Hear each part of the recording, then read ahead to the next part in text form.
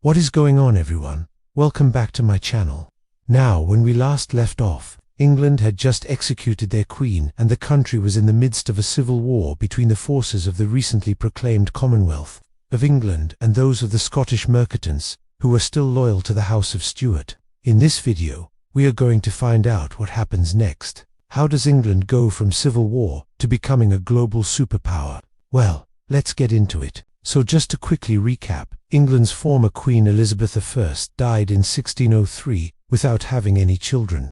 So the throne now passed to a little-known Scottish nobleman named James VI, who took the English throne as James I of a new dynasty called the House of Stuart. Now, while James I inherited a relatively stable and prosperous kingdom, there were some troubling signs on the horizon. You see, the old religious and political order that had been established by Elizabeth I was now rapidly changing. For one thing, the country was far more religiously diverse than it had been previously, and with the aging of the Protestant English nobility, younger members of the aristocracy were beginning to chafe under the restrictions placed upon them by the reigning powers.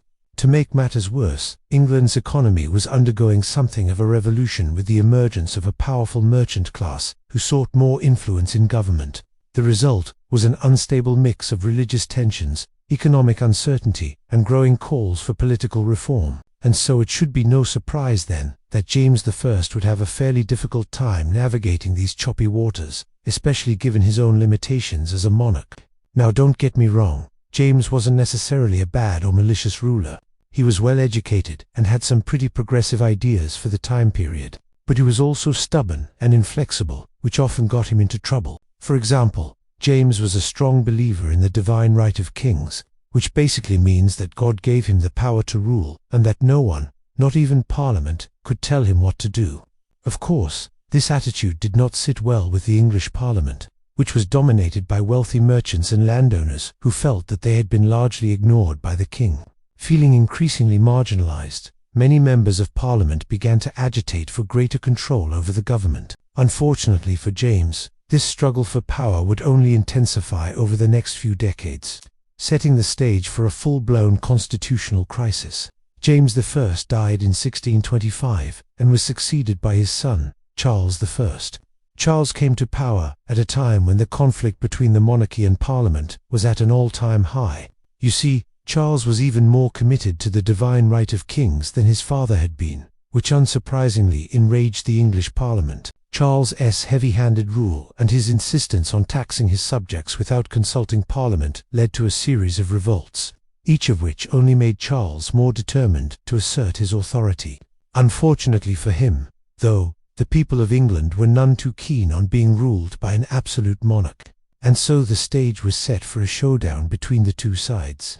Charles I continued his father's policy of trying to raise money without consulting Parliament, which predictably enraged the English people. In response to this perceived slight, Parliament refused to approve the king's budget, forcing Charles to rule without any income for the next 3 years. Unable to accept this situation, Charles attempted to arrest several members of Parliament, but they escaped and raised an army to oppose the crown.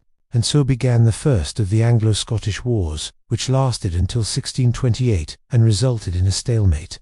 However, this was only a brief respite in the larger struggle for power between the monarchy and Parliament. For once peace was restored, Charles attempted to impose even tighter controls over his unruly subjects, which of course did not end well. So, in 1642, war broke out once again between the Royalists, who supported the king, and the Parliamentarians, also known as the Roundheads, who opposed him. Now, while it might seem like a foregone conclusion that Parliament would win this war, given that we already know the outcome, it's important to remember that things didn't look so bright for them at the outset. In fact, the war started out very badly for the Parliamentarians, as the Royalists, under the command of the Earl of Newcastle, won a string of early victories.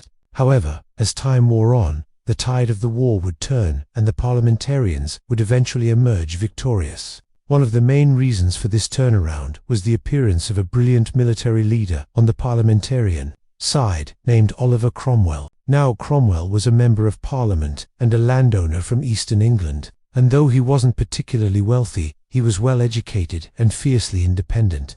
These traits would prove invaluable as the war dragged on.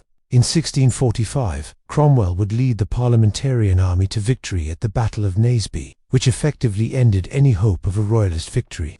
Following this defeat, King Charles was forced to flee to Normandy, where he lived in exile until his death in 1649. But even as Charles's star was falling, the war was far from over. Because there was still a sizable group of royalists living in western and southern England who continued to fight against the parliamentarians. Furthermore, the Scots were also still in the fight, which meant that Cromwell and his men were spread pretty thin. In order to deal with these remaining royalist forces, Cromwell sent out a pair of generals, Edmund Custis and John Lambert, who proved to be successful in quelling the last of the royalist uprisings. Meanwhile, Cromwell himself marched north to Ireland to put down a major royalist uprising there. Now, while Cromwell was able to crush the Irish rebellion, it wasn't easy. In fact, the fighting was so intense and the casualties so great that it has become known as the Butchers of Ireland. However, by 1650, the last of the royalists had either been defeated or had fled the country, which meant that the war was finally over. At this point, many members of Parliament wanted to restore the monarchy, but Cromwell was not one of them. Instead, he argued that since the king had abused his power so badly, there should be no more kings in England. His fellow parliamentarians agreed, and so in 1653, England became a republic, and Cromwell became Lord Protector of the Commonwealth of England. Now, while Cromwell was a strong and capable leader, he was also a bit of a hypocrite. You see, while he had risen to power on the back of the English people's desire for greater political rights, he was now ruling as an unelected dictator. Nevertheless, Cromwell was very popular among the common people, and his rule was relatively stable. It was until after his death in 1658 that the monarchy was restored, and England once again became a constitutional monarchy. As for the country's foreign affairs, well, that's a little more complicated. You see, following the restoration of the monarchy, England entered into an era known as the Glorious Revolution. During this time, England would fight a series of wars against Spain and the Dutch Republic, as well as engage in various colonial disputes with Portugal and France. While these conflicts were ultimately successful in establishing England's dominance at sea and giving it control over large parts of North America, they also marked the beginning of England's long and bloody history of imperialism. So overall, the period from 1603 to 1702 was a tumultuous one for England. It saw the rise of the House of Stuart, the English Civil War, and the establishment of the Commonwealth, as well as the beginnings of England's vast overseas empire. It was a time of great upheaval and change, but it was also a time that would ultimately shape the course of English history forever. If you enjoyed this video and want to help us reach our goal of 1 million subscribers by the end of the year, click here and watch this video next. Thanks for watching.